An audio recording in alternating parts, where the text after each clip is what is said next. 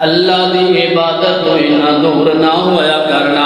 آیا کر اللہ دے گھر دے اندر قیام بھی کریا کر، رکوع سجود بھی کریا کر، اللہ دی عبادت تو دور نہ ہونا،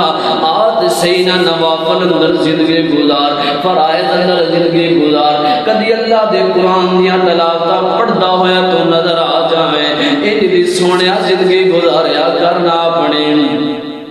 اللہ دی عبادت دی اندر جڑے بندے زندگی گزار دے نے، اللہ دی قسمی انہاں دی زندگی دی اندر بھی سکون مل جائے۔ آؤ مشکات المصابیح دی اندر روایت موجود ہے، میرے پیغمبر علیہ الصلوۃ والسلام فرماندے نے، او جڑا بندہ اللہ دی عبادت نال منسلک ہو جاندا ہے، اللہ دی عبادت نال وابستہ ہو جاندا ہے، اللہ پاک اس بندے نو کیویں دیاں عطا عطا فرماندے نے۔ توجہ فرمایا جے، اللہ پاک اس بندے نو رزق بھی دیندے نے، ان دی پریشانیاں بھی دور کر دیندے نے، اللہ پاک انہاں محتاجیاں بھی دور کر دیندے نے،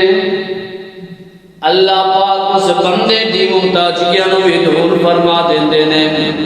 اسی طرح جڑا اللہ دی عبادت تو بندہ غفلت کرے گا، اللہ دی عبادت تو بندہ غفلت کرے گا،